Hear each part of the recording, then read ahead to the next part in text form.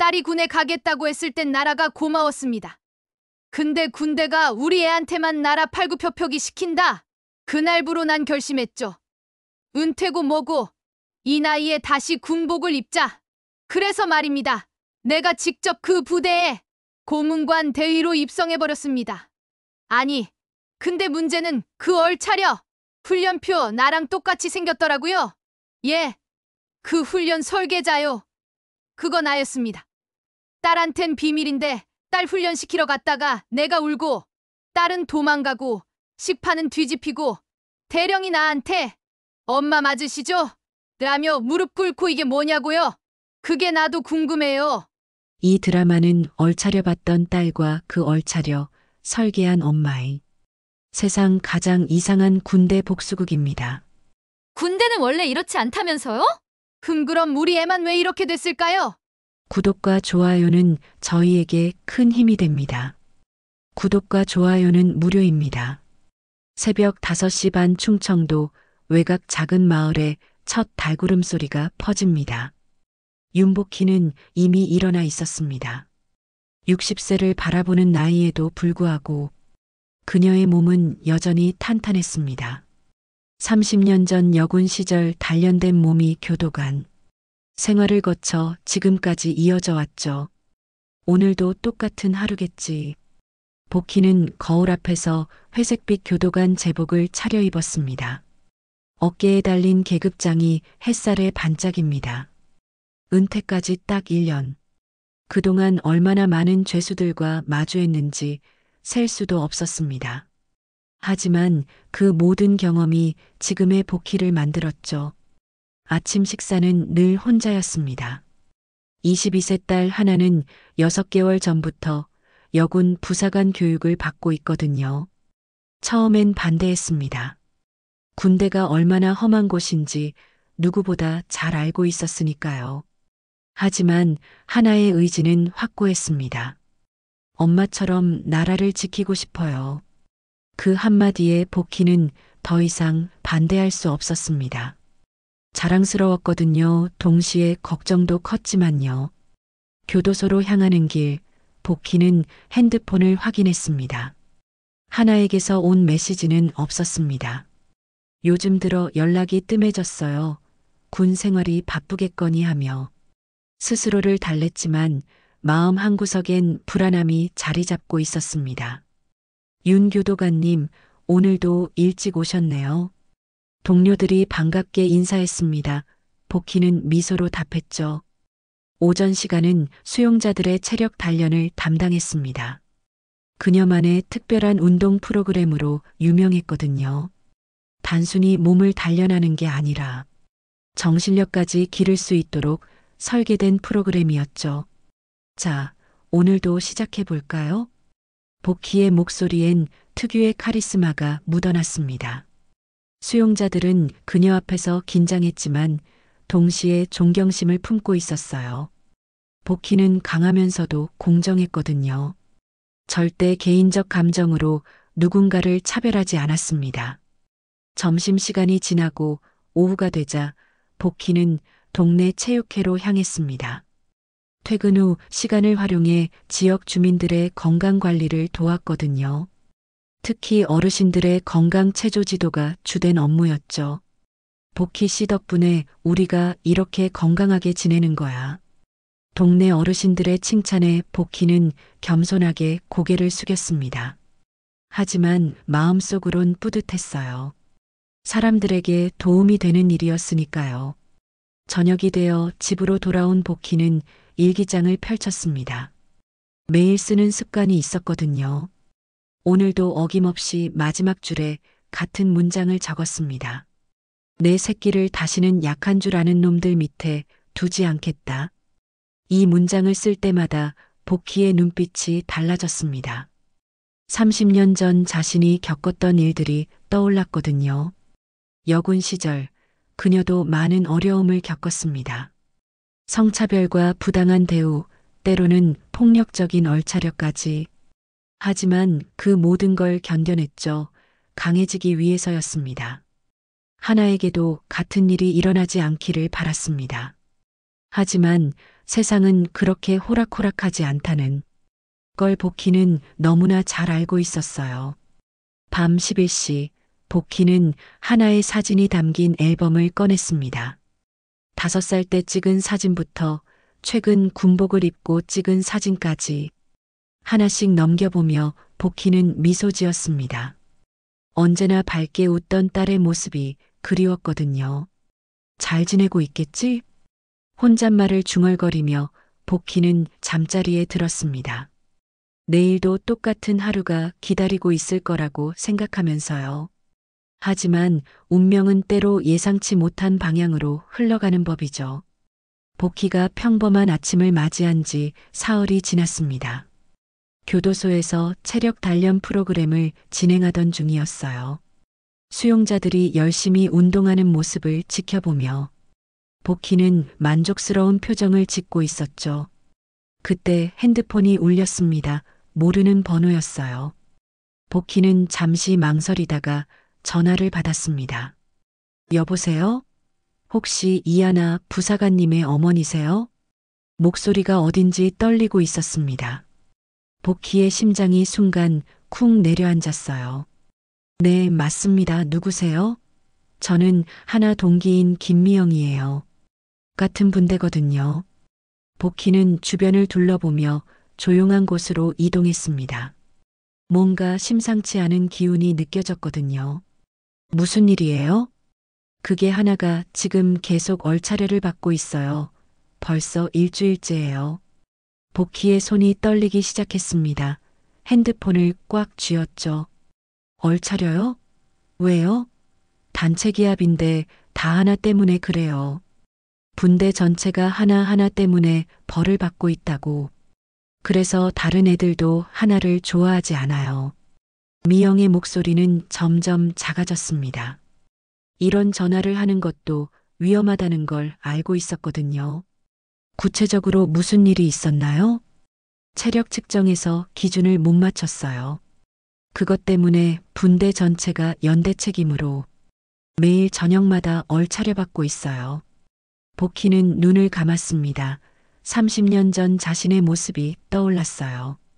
똑같았습니다. 한 사람의 실수로 전체가 벌을 받고 그 사람은 따돌림 당하고 결국 모든 걸 혼자 감당해야 하는 악순환.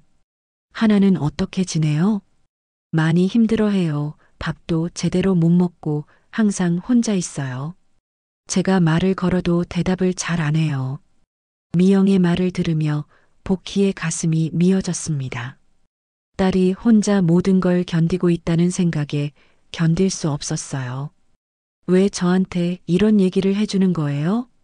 하나가 가끔 엄마 얘기를 해요. 엄마가 군대 출신이라고, 강한 사람이라고. 그런데 지금 하나 모습을 보면 너무 안쓰러워서 전화를 끊고 복희는 한동안 멍하니 서 있었습니다. 주변에서 수용자들이 운동하는 소리가 들렸지만 아무것도 귀에 들어오지 않았어요. 그날 저녁 복희는 집에 돌아와 오래된 앨범을 꺼냈습니다. 군복을 입은 자신의 모습과 5살 하나가 함께 찍은 사진이 있었어요. 하나는 엄마의 군복을 만지며 환하게 웃고 있었죠. 엄마, 나도 엄마처럼 될 거야. 그때 하나가 했던 말이 떠올랐습니다. 복희는 사진을 바라보며 눈물을 참았어요. 그날 밤 복희는 잠을 이루지 못했습니다. 계속해서 딸 생각만 했거든요. 30년 전 자신이 겪었던 일들이 하나에게도 일어나고 있다는 사실이 견딜 수 없었어요. 군대에서 굽히면 죽는 거야. 젊은 시절 자신이 외쳤던 말이었습니다. 그 신념으로 모든 걸 견뎌냈죠. 그리고 그 강함이 딸에게도 물려졌다고 생각했어요. 하지만 지금 하나는 혼자 무너져가고 있었습니다. 며칠이 지났습니다. 복희는 평소보다 일찍 교도소에 나가 컴퓨터 앞에 앉았어요. 인터넷을 검색하기 시작했죠. 그러던 중 한 공고가 눈에 띄었습니다. 육군 내부 고문관 요청 공고. 복희는 공고문을 자세히 읽어봤습니다. 군 부대 내 교육 및 상담 업무를 담당하는 외부 전문가를 모집한다는 내용이었어요. 자격 요건을 확인해 보니 복희의 경력과 정확히 일치했습니다. 이거다 복희의 눈빛이 달라졌습니다. 계획이 서기 시작했어요. 다음 날 복희는 교도소 소장실을 찾아갔습니다. 소장님, 퇴직 신청서를 내고 싶습니다. 소장은 깜짝 놀랐어요. 복희는 모범적인 교도관이었거든요. 갑자기 왜요? 은퇴까지 1년밖에 안 남았는데. 개인적인 사정이 생겼습니다. 복희는 더 이상 설명하지 않았어요. 대신 퇴직 신청서와 함께 고문관 신청서를 작성했습니다. 그날 저녁 복희는 거울 앞에 서서 자신을 바라봤습니다. 60세의 나이에도 불구하고 여전히 당당했어요. 내가 그 부대에 가겠다. 그냥 엄마로 말고 고문관으로. 복희의 목소리엔 확신이 담겨 있었습니다. 딸을 구하기 위한 계획이 시작된 거죠. 일주일 후 복희에게 합격 통지서가 도착했습니다. 하나가 있는 부대로 배정됐다는 내용이었어요. 복희는 통지서를 보며 미소 지었습니다. 기다려, 하나야, 엄마가 간다. 합격 통지서를 받은 지 이틀 후 복희는 처음으로 군복을 다시 입었습니다. 30년 만이었어요. 거울 속 자신을 바라보며 복희는 깊게 숨을 들이쉬었죠. 이제 윤복희가 아닌 윤대위였습니다. 오늘부터 난 고문관이야. 부대 정문을 통과할 때 복희의 심장이 빨리 뛰었습니다. 경비병들이 신분증을 확인하며 고개를 숙였어요. 하지만 복희의 마음은 복잡했습니다. 이곳 어딘가에 하나가 있다는 생각에 가슴이 먹먹했거든요. 부대 본관에 도착하자 중대장이 나와 있었습니다. 40대 중반의 남성 장교였어요. 윤대위님이세요? 저희는 남자 대위님이 오실 줄 알았는데 문제 있습니까? 복희의 목소리는 차갑고 단호했습니다. 중대장은 당황한 기색을 보이며 고개를 저었어요.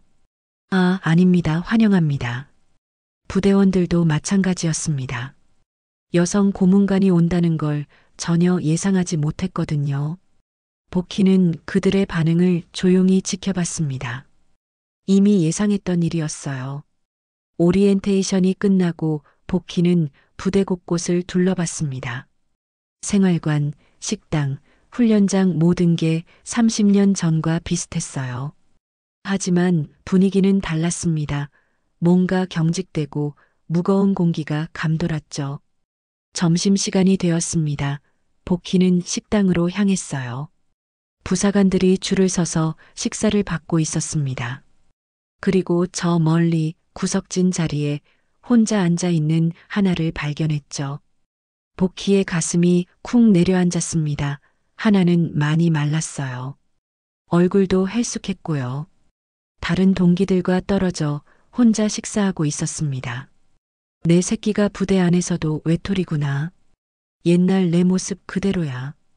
복희는 하나를 바라보며 주먹을 꽉 쥐었습니다. 30년 전 자신의 모습이 겹쳐 보였거든요. 혼자 구석에서 밥을 먹던 그때의 기억이 선명하게 떠올랐어요. 하나는 복희를 전혀 알아보지 못했습니다. 군복을 입고 있어서 그런지 아니면 너무 오랜만이라 그런지 하나는 고개도 들지 않았어요. 식사 후 복희는 중대장을 찾아갔습니다. 부사관들 체력 기록을 보고 싶습니다. 체력 기록이요? 왜 그러세요? 제 업무니까요. 복희의 어조는 단단했습니다. 중대장은 어쩔 수 없이 파일을 가져왔어요. 복희는 하나의 기록을 찾았습니다. 이상했습니다. 하나의 체력은 원래 나쁘지 않았거든요. 어릴 때부터 운동을 꾸준히 해왔으니까요. 그런데 기록지에는 기준 미달이라고 적혀 있었어요. 이 기록이 정확한가요? 복희가 물었습니다. 중대장은 잠시 말을 못하더니 고개를 끄덕였어요. 네, 정확합니다. 하지만 복희는 뭔가 수상하다는 걸 느꼈습니다. 하나의 기록만 유독 다른 동기들보다 낮았거든요. 저녁이 되자 복희는 생활관 근처를 지나갔습니다. 그때 큰 소리가 들렸어요. 이하나, 너 때문에 우리가 또 얼차려 받는다. 미안해요. 하나의 작은 목소리가 들렸습니다. 복희는 몸을 숨기고 상황을 지켜봤어요. 미안하다고 되는 줄 알아? 매일 이런 식이면 우리가 어떻게 살아? 다른 부사관들이 하나를 둘러싸고 있었습니다. 하나는 고개를 푹 숙이고 있었어요. 복희는 당장 나가서 소리치고 싶었습니다. 하지만 참았어요. 지금은 때가 아니었거든요. 그날 밤 복희는 자신의 숙소에서 계획을 세웠습니다. 먼저 하나의 체력 기록부터 조사해야 했어요. 뭔가 조작이 있었을 가능성이 높았거든요. 다음 날 새벽 복희는 일찍 일어나 체력장으로 갔습니다. 하나가 혼자 운동하고 있을 거라고 생각했거든요. 예상대로 하나가 있었어요. 팔굽혀펴기를 하고 있었습니다. 복희는 멀리서 지켜봤습니다. 하나의 동작은 정확했어요. 체력도 나쁘지 않았고요. 그런데 왜 기록에는 기준 미달이라고 되어 있을까요? 누구세요? 하나가 복희를 발견했습니다. 복희는 차분하게 다가갔어요. 고문관 윤대위입니다. 아, 안녕하세요. 하나는 경례를 했습니다. 여전히 복희를 알아보지 못했어요. 복희는 마음이 아팠지만 표정을 감췄습니다. 체력 단련 중이군요. 네, 기준을 맞추려고. 하나의 목소리는 풀이 죽어 있었습니다. 복희는 하나를 자세히 봤어요. 확실히 많이 말랐고 얼굴에 피로가 쌓여 있었습니다. 혼자 운동하는 이유가 있나요? 저 때문에 분대 전체가 피해를 보고 있어서요. 하나는 고개를 숙였습니다. 복희는 가슴이 미어졌어요. 딸이 모든 걸 혼자 짊어지고 있다는 게 너무 안타까웠거든요. 그럼 제가 도와드릴까요? 괜찮습니다. 혼자 할 수 있어요. 하나는 고개를 저었습니다. 복희는 더 이상 말하지 않았어요. 대신 마음속으로 다짐했습니다. 잠깐만 기다려, 하나야. 엄마가 반드시 진실을 밝혀낼게. 오후에 복희는 교관실을 찾아갔습니다. 담당 교관과 면담을 요청했어요. 이하나 부사관 체력 측정 과정을 다시 한번 확인하고 싶습니다. 왜 그러세요? 이미 측정은 끝났는데. 제 업무상 필요합니다. 복희는 단호하게 말했습니다. 교관은 못마땅한 표정을 지었지만 거절할 수 없었어요. 그날 저녁 복희는 하나의 체력 기록을 조작한 교관 노트를 발견했습니다. 원래 기록과 다르게 적혀 있었거든요. 복희는 조용히 사진을 찍었어요. 이제 시작이야. 복희의 눈빛이 날카로워졌습니다. 문제 교관에게 경고장을 보낼 때가 왔어요. 교관 노트에 조작된 기록을 발견한 다음 날 복희는 일찍 식당으로 향했습니다. 점심시간 30분 전이었어요. 부사관들이 식사 준비를 하는 모습을 지켜볼 생각이었거든요. 주방에서 식판들이 나오고 있었습니다. 복희는 멀리서 관찰했어요. 그런데 이상한 일이 벌어졌습니다. 한 식판에만 반찬이 빠져 있었거든요. 저 식판은 누구 건가요? 복희가 조리병에게 물었습니다. 아, 그건 이하나 부사관 거예요. 조리병의 목소리가 어딘지 어색했습니다. 복희는 더 자세히 봤어요. 하나의 식판에는 김치와 나물 반찬이 없었습니다. 왜 반찬이 빠져 있죠? 그게 지시받은 대로. 조리병은 말을 흐렸습니다. 복희는 누군가의 지시가 있었다는 걸 직감했어요. 점심시간이 되자 부사관들이 식당으로 몰려들었습니다. 하나는 여전히 맨 마지막에 왔어요. 자신의 식판을 받고 구석진 자리로 향했습니다. 복희는 하나를 지켜봤습니다. 하나는 자신의 식판을 보더니 잠시 멈췄어요. 반찬이 없다는 걸 알았지만 아무 말도 하지 않았습니다. 그냥 밥과 국만으로 식사를 시작했어요. 다른 부사관들은 하나를 힐끗힐끗 보며 수군거렸습니다. 또 반찬 빠졌네, 당연하지. 얼차려밖에 만드는 애가 반찬까지 다 먹으려고 해? 하나는 그 소리들을 들었지만 고개를 들지 않았습니다. 조용히 참아내고 있었어요. 복희는 더 이상 참을 수 없었습니다. 식판을 들고 하나 앞으로 걸어갔어요. 이하나 부사관 하나가 고개를 들었습니다. 눈에 눈물이 맺혀 있었어요. 반찬이 없네요? 괜찮습니다. 하나는 작은 목소리로 대답했습니다. 하지만 복희는 괜찮지 않다는 걸 알았어요. 그때 하나가 처음으로 밥상을 손으로 덮었습니다. 더 이상 다른 사람들이 자신의 초라한 식사를 보는 게 견딜 수 없었던 거죠. 복희의 마음이 찢어졌습니다. 딸이 이런 굴욕을 당하고 있다는 게 믿어지지 않았어요. 이게 훈련이냐? 아니면 괴롭힘이냐? 복희의 목소리가 식당 전체에 울렸습니다. 모든 부사관들이 복희를 바라봤어요. 하나도 깜짝 놀란 표정으로 복희를 봤습니다. 고문관님, 무슨 중대장이 다급하게 다가왔습니다. 하지만 복희는 물러서지 않았어요. 식사 차별이 훈련의 일부라고 생각하십니까? 그게 아니라 그럼 뭡니까? 설명해 보세요. 복희의 어조는 차갑고 날카로웠습니다. 중대장은 말문이 막혔어요. 식당이 조용해졌습니다. 모든 시선이 복희에게 집중됐어요. 하나는 여전히 복희가 누군지 모르는 채로 당황하고 있었습니다.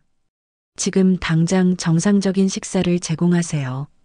복희가 조리병에게 지시했습니다. 조리병은 중대장을 힐끗 보더니 고개를 끄덕였어요. 얼마 후 하나의 식판에 제대로 된 반찬들이 올라왔습니다. 하나는 복희를 바라보며 고개를 숙였어요. 감사합니다. 복희는 하나의 인사를 받으며 마음이 복잡했습니다.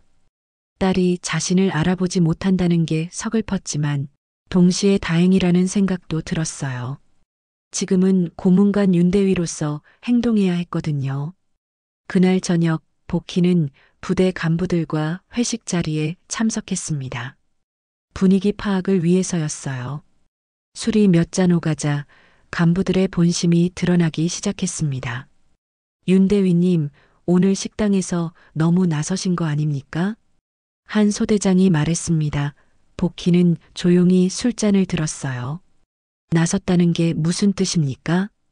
부대 내부 일에 너무 개입하시는 것 같아서요.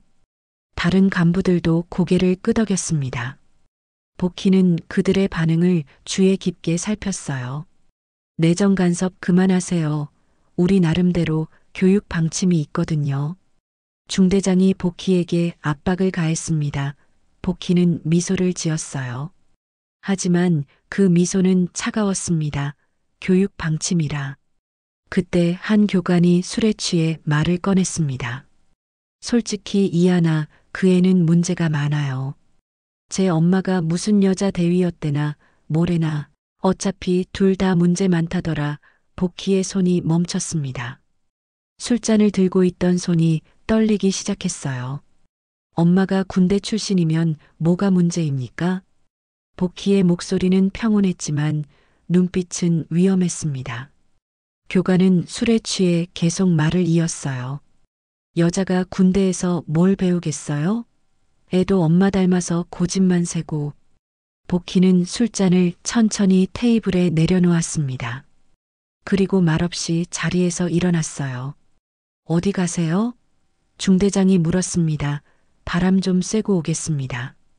복희는 차분하게 대답했지만 속으로는 분노가 끓어오르고 있었습니다. 회식장을 나와 지휘통제실로 향했어요. 지휘통제실에는 당직사관이 있었습니다. 복희는 그에게 부탁했어요. 회식 장면을 녹음할 수 있는 장비가 있나요? 네. 왜 그러세요? 업무상 필요합니다. 복희는 자세한 설명을 하지 않았습니다. 대신 녹음기를 받아 다시 회식장으로 돌아갔어요. 술자리는 계속되고 있었습니다. 간부들은 복희가 없는 사이 더욱 노골적으로 하나를 비난했어요. 복희는 조용히 녹음을 시작했습니다. 이하나 때문에 부대 분위기가 영 좋지 않아. 맞아요. 얼른 다른 부대로 보내버렸으면 좋겠어. 엄마도 그렇고 딸도 그렇고 둘 다 골칫거리야. 복희는 이 모든 대화를 녹음했습니다. 증거가 필요했거든요. 회식이 끝나고 숙소로 돌아온 복희는 녹음 파일을 들으며 계획을 세웠습니다. 이제 진짜 시작이야. 복희의 눈빛이 결연해졌습니다. 더 이상 참을 수 없었어요. 본격적인 반격이 시작될 때였습니다. 녹음 파일을 확보한 다음 날 복희는 하나 주변을 더 자세히 관찰했습니다. 뭔가 조직적인 일이 벌어지고 있다는 직감이 들었거든요. 오전 훈련 시간 김미영이 하나에게 다가가더니 뭔가 말을 건넸습니다. 하나는 미영을 따라 창고 뒤편으로 갔어요. 복희는 조심스럽게 뒤따랐습니다. 하나야, 미안해. 미영의 목소리가 들렸습니다. 복희는 건물 모서리에 몸을 숨기고 귀를 기울였어요. 뭐가 미안해? 사실은 내가 고참들한테 시키는 대로 한 거야. 복희의 주먹이 꽉 쥐어졌습니다. 무슨 말이야? 하나의 목소리가 떨렸습니다. 너를 얼차려에 몰아넣은 것도 체력 측정할 때 방해한 것도 다 고참들이 시킨 거야. 너 엄마가 군대 출신이라고 하잖아. 고참들이 그게 마음에 안 든다고 너 같은 애가 잘나면 안 된다고. 복희는 분노로 온몸이 떨렸습니다. 딸이 유일하게 믿었던 친구마저 적이었던 거죠. 그래서 나를 이용한 거야? 내가 널 유일한 친구라고 생각했는데? 하나의 목소리에 절망이 가득했습니다. 미안해. 정말 미안해. 나도 어쩔 수 없었어. 안 그러면 나까지 놓아. 이제 누구도 믿지 않을 거야. 하나가 미영의 손을 뿌리치고 뛰어갔습니다. 복희는 딸의 뒷모습을 바라보며 가슴이 찢어지는 걸 느꼈어요. 그날 저녁 복희는 울고 있는 하나를 발견했습니다. 건물 뒤편 벤치에 혼자 앉아 있었어요. 이하나 부사관 복희가 조심스럽게 다가갔습니다. 하나의 눈이 빨갛게 부어 있었어요. 고문관님 무슨 일입니까? 복희는 모르는 척하며 하나 옆에 앉았습니다. 아무도 믿을 수 없어요. 엄마도 복희의 심장이 멈출 뻔했습니다. 엄마도 왜요? 제가 군대에서 힘들어한다는 걸 알면서도 아무것도 안 해주세요. 엄마는 군대에서 굽히면 죽는다고 하셨어요. 그러니까 제가 약해서 이런 일을 당하는 거겠죠.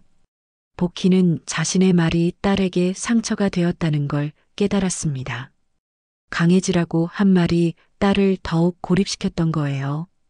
고문관님도 결국 그들 편이겠죠. 왜 그렇게 생각하죠? 여기선 모두가 그래요. 처음엔 친한 척하다가 결국 등을 돌려요. 하나가 복희를 바라봤습니다. 눈에는 깊은 상처가 담겨 있었어요. 고문관님은 다릅니까? 저를 정말로 도와주실 건가요? 복희는 하나의 눈을 똑바로 바라봤습니다. 반드시요. 하나는 작은 미소를 지으며 생활관으로 들어갔습니다. 다음 날 아침 복희에게 충격적인 소식이 전해졌습니다. 중대장이 찾아온 거예요. 윤대위님, 상부에서 연락이 왔습니다. 고문관직을 해촉한다고 합니다. 복희는 예상했던 일이었습니다. 어제 회식에서 간부들이 압박을 가했던 게 효과를 본 거죠. 언제까지입니까? 이번 주 금요일까지 정리하고 나가시면 됩니다. 복희는 차분하게 고개를 끄덕였습니다. 겉으로는 담담해 보였지만 속으로는 마지막 계획을 세우고 있었어요. 오후에 하나가 복희를 찾아왔습니다. 눈물을 글썽이며 말했어요. 고문관님이 나가신다고 들었어요. 그렇습니다. 왜요? 저 때문인가요? 하나의 목소리가 떨렸습니다. 복희는 딸을 바라보며 마음이 아팠어요. 그런 게 아닙니다. 거짓말이에요. 다 제 때문이에요. 하나가 갑자기 소리쳤습니다. 그리고는 복희에게 달려와 화를 냈어요. 왜 엄만 이제야 나타났어요? 전 이미 포기했어요. 군대도 엄마도 하나가 복희의 뺨을 때렸습니다. 복희는 충격을 받았어요. 하나가 자신을 알아봤다는 뜻이었거든요. 하나야, 언제부터 알고 계셨어요? 제가 여기서 죽어가는 걸 보고만 계셨던 거예요? 하나의 목소리는 분노와 절망으로 가득했습니다. 복희는 아무 말도 할 수 없었어요. 30년 전 나를 때리던 교관이 생각났어. 그 교관 결국 내가 되더라. 복희는 뺨을 맞고도 아무 말 없이 돌아섰습니다. 딸의 분노가 이해됐거든요. 그날 밤 복희는 자신의 숙소에서 모든 증거 자료를 정리했습니다. 녹음 파일, 조작된 체력 기록, 부당한 식사차별 사진들. 이제 마지막 카드를 써야겠어. 복희는 컴퓨터를 켜고 군 윤리 담당관 사무실에 이메일을 보냈습니다. 모든 증거를 첨부해서요. 제목은 간단했습니다. 부대 내 조직적 괴롭힘 및 기록 조작 신고. 이메일을 보낸 후 복희는 창밖을 바라봤습니다. 며칠 후면 이곳을 떠나야 했어요. 하지만 딸을 그냥 두고 갈 수는 없었습니다. 복희는 30년 전 자신이 적었던 군 노트를 꺼냈습니다. 그 안에는 자신이 당했던 체력 착취와 정신적 고문이 기록되어 있었어요. 그리고 마지막 페이지에는 그녀가 직접 설계한 심리 회복 프로그램이 있었습니다. 마지막까지 싸워보자 복희의 눈빛이 결연해졌습니다. 진짜 전쟁은 이제 시작이었어요. 군 윤리 담당관에게 이메일을 보낸 다음 날 복희는 30년 전 자신의 군 노트를 다시 펼쳤습니다. 노란 종이에 빼곡히 적힌 글씨들이 세월의 흔적을 보여주고 있었어요. 그 안에는 자신이 겪었던 모든 고통이 담겨 있었습니다. 1995년 3월 15일 오늘도 얼차려 이유 침대 정리 불량. 1995년 4월 2일 식사 중 반찬 제외 이유 태도 불량. 1995년 5월 10일 동기들과 격리 이후 개인 행동. 복희는 한 줄 한 줄 읽어 내려갔습니다. 그때의 아픔이 생생하게 되살아났어요. 하지만 노트의 뒷부분은 달랐습니다. 자신만의 극복 방법들이 적혀 있었거든요. 심리 회복 프로그램 마이너스 1단계 현실 인정 및 감정 해소, 2단계 지원 체계 구축 3단계 자존감 회복 훈련. 복희는 이 프로그램을 젊은 시절 직접 설계했었습니다. 자신을 구하기 위해서였죠. 그때 노크 소리가 들렸습니다. 문을 열어보니 하나가 서 있었어요. 어제와 달리 차분한 표정이었습니다. 들어와도 될까요? 복희는 고개를 끄덕였습니다. 하나는 조심스럽게 들어와 복희 맞은편에 앉았어요. 어제 죄송했습니다. 하나가 고개를 숙이며 말했습니다. 복희는 딸을 바라보며 마음이 복잡했어요. 괜찮다. 언제부터 알고 계셨어요? 제가 여기 있다는 걸? 미영이가 전화했을 때부터 복희의 대답에 하나는 놀랐습니다. 그럼 처음부터 저를 구하러 오신 거예요? 그렇다. 하나의 눈에 눈물이 맺혔습니다. 하지만 이번엔 절망의 눈물이 아니었어요. 왜 말씀 안 하셨어요? 고문관으로서 할 일이 있었으니까. 복희는 자신의 군 노트를 하나에게 보여줬습니다. 하나는 노트를 받아들고 첫 페이지를 읽기 시작했어요. 엄마도 이런 일을 당하셨어요? 너보다 훨씬 심했지. 복희의 목소리는 담담했습니다. 하나는 계속 노트를 넘겨보며 엄마의 과거를 들여다봤어요. 그런데 어떻게 견디셨어요? 이걸로. 복희는 심리 회복 프로그램이 적힌 페이지를 가리켰습니다. 실은 내가 받았던 얼차려 중 일부는 이 프로그램의 일부였어. 하나는 복희를 놀란 눈으로 바라봤습니다. 무슨 말씀이세요? 체력 단련, 정신력 강화, 고립감 극복. 내가 고문관 신청서에 넣었던 PT 치유 과정이었다. 복희는 천천히 설명했습니다. 하나가 겪은 시련들이 사실은 체계적인 훈련 과정의 일부였다는 거요. 그럼 엄마가 의도적으로 아니다. 부당한 괴롭힘은 내가 막으려고 한 거야. 하지만 내가 강해지는 과정은 어느 정도 필요했어. 하나는 혼란스러운 표정을 지었습니다. 복희는 딸의 손을 잡았어요. 하나야, 군대는 강한 자만 살아남는 곳이 아니야. 서로 지켜주는 사람들이 살아남는 곳이지. 하지만 아무도 저를 지켜주지 않았어요. 내가 지켜줬잖아. 복희의 말에 하나는 고개를 들었습니다. 고문관으로 온 것도, 식당에서 소리친 것도, 증거를 모은 것도 다 널 지키기 위해서였어. 그때 복희의 핸드폰이 울렸습니다. 군 윤리 담당관에서 온 전화였어요. 윤대위님, 제출해 주신 자료를 검토했습니다. 내일 현장 감사를 실시하겠습니다. 복희는 하나를 바라보며 미소 지었습니다. 알겠습니다. 전화를 끊고 복희는 하나에게 말했습니다. 내일이면 모든 게 달라질 거야, 정말요? 그럼, 그리고 하나야. 복희는 잠시 말을 멈췄습니다. 엄마 미안해, 너를 혼자 두고 강해지라고만 했구나. 하나는 복희를 안았습니다. 30년 만에 엄마와 딸이 진짜로 만나는 순간이었어요. 다음 날 아침 윤리 담당관이 부대에 도착했습니다. 복희가 제출한 모든 증거 자료를 바탕으로 감사가 시작됐어요.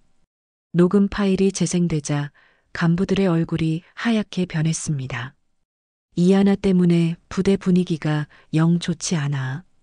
엄마도 그렇고 딸도 그렇고 둘 다 골칫거리야. 자신들의 목소리가 그대로 흘러나오고 있었어요. 조작된 체력 기록도 공개됐습니다. 원본과 비교하자 명백한 조작이 드러났어요. 식사차별 사진들도 증거로 제시됐습니다. 하나의 식판에만 반찬이 빠진 모습이 선명하게 담겨 있었어요. 윤리 담당관은 엄중한 표정으로 말했습니다. 이는 명백한 군 기강 위반 행위입니다. 관련자들은 모두 징계 조치하겠습니다. 중대장과 문제 교관들이 줄줄이 조사받기 시작했어요. 복희는 그 모습을 지켜보며 안도의 한숨을 쉬었습니다. 오후에 윤리 담당관이 복희를 찾아왔습니다. 윤대위님, 고생 많으셨습니다. 상부에서 결정이 내려왔는데요. 네. 해촉이 아니라 군 특임관으로 승격 발령이 났습니다. 앞으로 이런 문제들을 전담하시게 됩니다. 복희는 놀랐습니다. 예상하지 못한 결과였어요. 감사합니다. 감사할 건 저희가 해야죠. 용기 있는 신고 덕분에 부대가 바뀔 수 있게 됐으니까요. 그날 저녁 복희와 하나는 함께 산책했습니다. 부대 분위기가 확연히 달라져 있었어요. 다른 부사관들도 하나에게 사과하며 다가왔습니다. 하나야, 이제 어때? 좋아요. 처음으로 여기가 집 같다는 생각이 들어요. 하나는 환하게 웃었습니다. 복희는 딸의 웃음을 보며 뿌듯했어요. 엄마 고마워요. 정말로 뭘 당연한 거지. 두 사람은 나란히 걸으며 새로운 시작을 준비했습니다. 이제 진짜 훈련이 시작될 때였어요. 군 특임관으로 승격된 지 일주일이 지났습니다. 복희는 새로운 권한으로 부대 전반을 점검하고 있었어요. 겉보기엔 많은 게 바뀐 것 같았지만 여전히 문제는 남아 있었습니다. 그날 아침 복희는 일찍 식당으로 향했습니다. 주방 상황을 점검하려고 했거든요. 조리병들이 식사 준비를 하고 있었어요. 오늘 메뉴는 뭡니까? 복희가 물었습니다. 밥, 미역국, 제육볶음, 김치, 나물 반찬입니다. 조리병이 대답했습니다. 복희는 식판들을 살펴봤어요.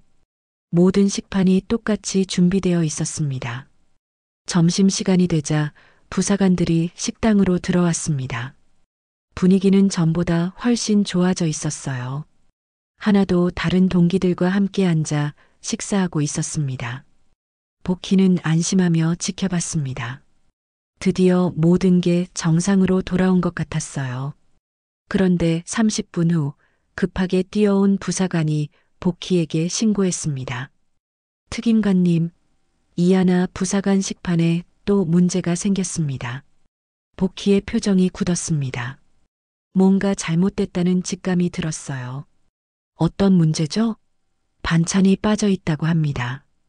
복희는 즉시 식당으로 달려갔습니다. 하나는 자신의 식판을 바라보며 당황하고 있었어요. 김치와 나물 반찬이 없었습니다.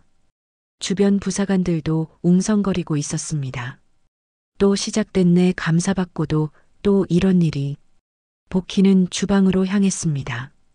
조리병을 불러냈어요. 뭡니까? 이게. 그게 지시받은 대로. 조리병의 대답에 복희는 분노가 치밀었습니다. 또 누군가의 지시가 있었다는 뜻이었어요. 누구 지시입니까? 조리병은 입을 다물었습니다. 말하기 두려워하고 있었어요. 복희는 지휘관실로 향했습니다. 새로 부임한 소령이 앉아 있었어요. 소령님, 설명 좀 해주시죠. 무슨 일입니까? 이하나 부사관 식사 차별 말입니다. 소령은 잠시 당황하는 기색을 보이더니 태연하게 말했습니다.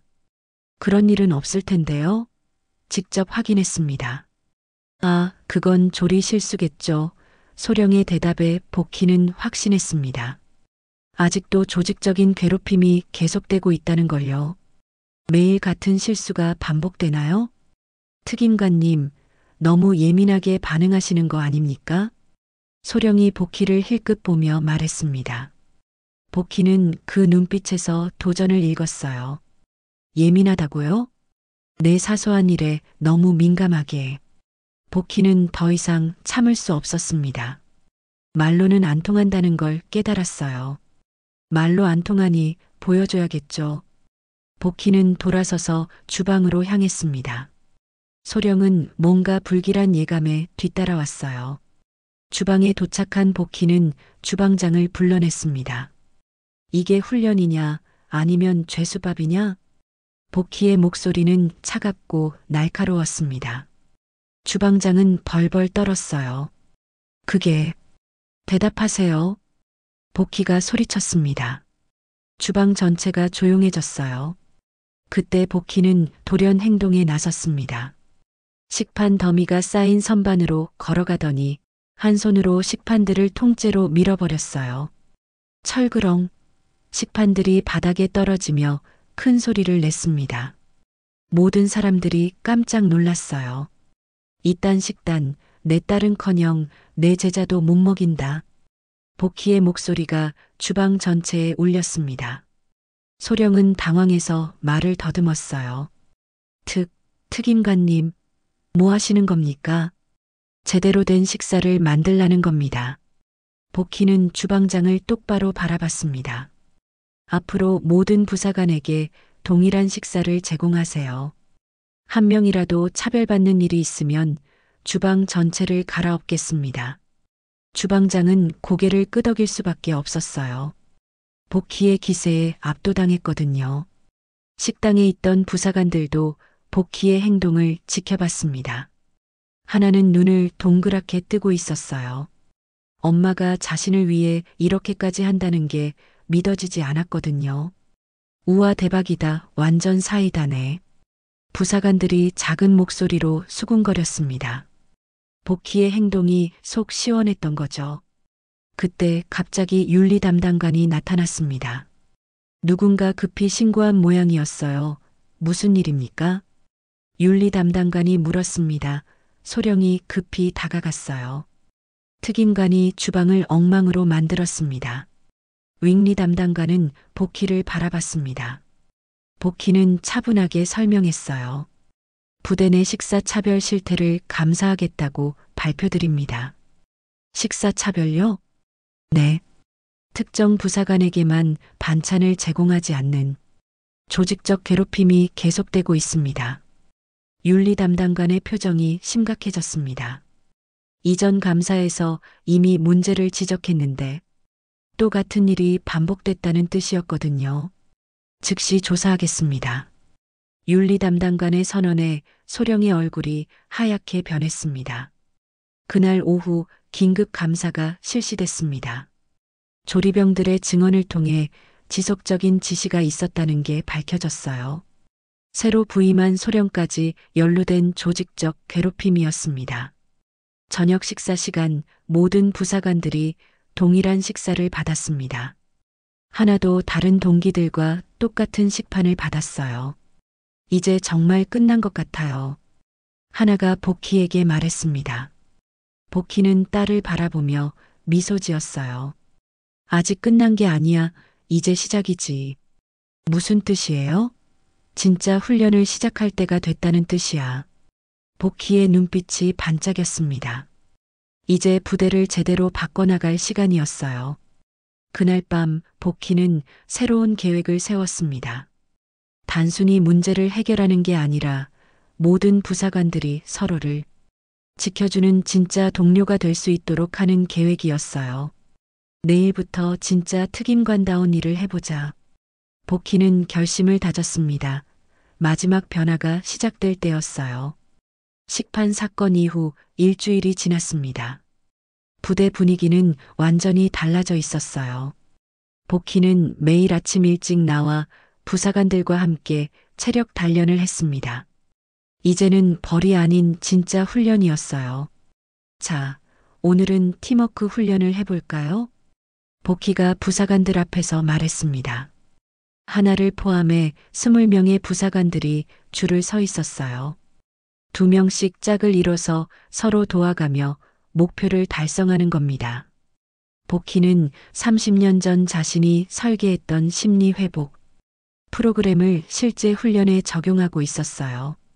개인의 성과보다 팀워크를 중시하는 훈련이었습니다. 하나는 김미영과 짝을 이뤘습니다. 처음엔 어색했지만 서로 도우며 훈련하다 보니 자연스럽게 대화가 늘어났어요. 하나야, 정말 미안해. 그때 내가. 이제 됐어. 다 지난 일이야. 하나는 미영의 사과를 받아들였습니다. 복희는 멀리서 그 모습을 지켜보며 뿌듯했어요. 훈련이 끝나고 복희는 하나와 함께 체력장을 걸었습니다. 둘 다 땀에 젖어 있었지만 표정은 밝았어요. 엄마, 신기해요. 뭐가? 여기가 이렇게 좋은 곳이었나 싶어서요. 예전엔 지옥 같았는데. 하나의 말에 복희는 미소 지었습니다. 원래 군대는 그런 곳이야. 서로 지켜주는 사람들이 있으면 천국이 되고 없으면 지옥이 되는 곳. 그럼 엄마 때는 어땠어요? 지옥이었지. 그래서 혼자 살아남는 법만 배웠어. 복희는 잠시 말을 멈췄습니다. 하지만 너한테는 다른 걸 가르쳐주고 싶었어. 혼자가 아니라 함께 사는 법을. 하나는 복희를 바라보며 고개를 끄덕였습니다. 이제 알겠어요. 엄마가 왜 여기 오셨는지. 나는 여전히 약하다. 하지만 이젠 안다. 약한 게 죄가 아니라 지켜줄 사람이 없는 게 더 큰 고통이라는 걸. 하나의 독백을 들으며 복희는 가슴이 따뜻해졌습니다. 딸이 진짜 성장했다는 걸 느낄 수 있었어요. 점심시간이 되었습니다. 식당에서는 모든 부사관들이 똑같은 식사를 받고 있었어요. 하나도 다른 동기들과 함께 앉아 즐겁게 식사했습니다. 하나야, 이거 맛있다. 너도 먹어봐. 고마워, 미영아.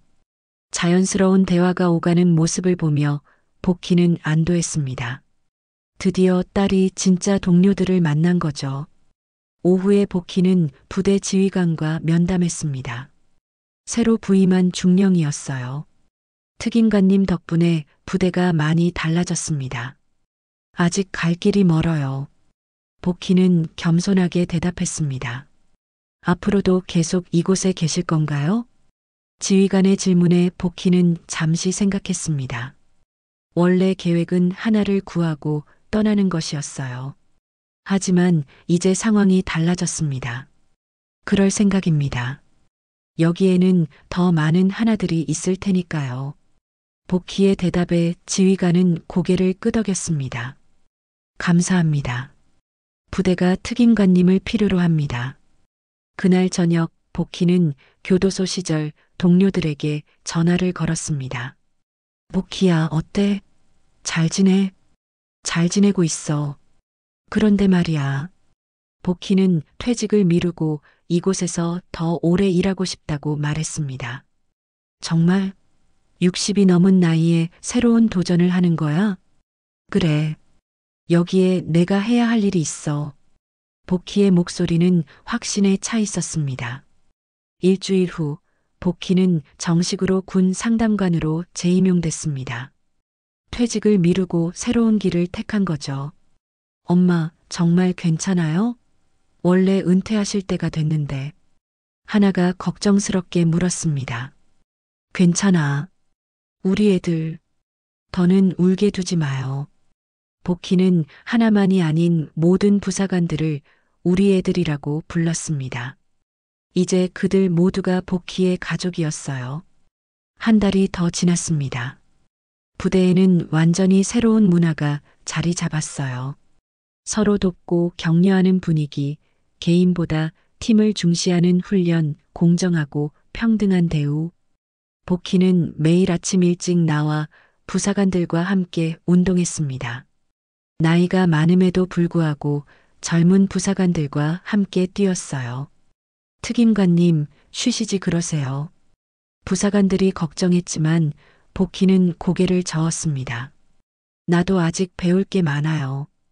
어느 날 오후 복희와 하나는 함께 체력장을 걸으며 대화했습니다. 엄마, 고마워요. 뭐가? 저를 구해줘서요. 그리고 다른 애들도 구해줘서요. 하나는 주변을 둘러봤습니다. 다른 부사관들이 웃으며 훈련하는 모습이 보였어요. 너, 팔굽혀펴기 좀 늘었더라. 복희가 웃으며 말했습니다. 그러게요. 엄마 닮았나 봐요. 하나도 환하게 웃었습니다. 아니야, 넌 이미 나보다 강해졌어. 어떻게요? 혼자가 아니라 함께하는 법을 배웠잖아. 복희는 딸을 자랑스럽게 바라봤습니다. 하나는 이제 진짜 군인이 되어 있었어요. 강하면서도 따뜻한, 자신만 생각하는 게 아니라 동료들을 챙기는 진짜 군인이요. 해가 지고 있었습니다. 복희와 하나는 나란히 서서 노을을 바라봤어요. 엄마, 앞으로도 계속 여기 계실 거죠? 그럼. 우리 애들이 다 자랄 때까지. 복희의 대답에 하나는 안심했습니다. 이제 이곳은 정말 집 같은 곳이 되었거든요. 그럼 저도 열심히 할게요. 엄마처럼 다른 사람들을 도울 수 있는 사람이 되고 싶어요. 그래, 그거 좋은 생각이야. 두 사람은 웃으며 숙소로 돌아갔습니다. 내일도 새로운 하루가 기다리고 있었지만 이제는 두렵지 않았어요. 함께 할 사람들이 있었으니까요. 그날 밤 복희는 일기를 썼습니다. 30년 만에 마지막 문장이 바뀌었어요. 내 새끼들을 지켜줄 수 있어서 행복하다. 복희는 미소 지으며 일기장을 덮었습니다. 새로운 인생이 시작된 거죠. 윤복희처럼 용기 있게 행동하는 어른들이 있기에 하나처럼 상처받은 아이들도 다시 일어설 수 있습니다. 그리고 무엇보다 혼자가 아닌 함께할 때 우리는 더 강해질 수 있다는 메시지를 전하고 싶었어요. 여러분의 관심과 응원이 있었기에 이 이야기를 완성할 수 있었습니다. 앞으로도 더 좋은 작품으로 찾아뵙겠습니다. 구독과 좋아요, 그리고 따뜻한 댓글 부탁드립니다. 오늘도 좋은 하루 보내시고 항상 건강하시길 바랍니다. 감사합니다.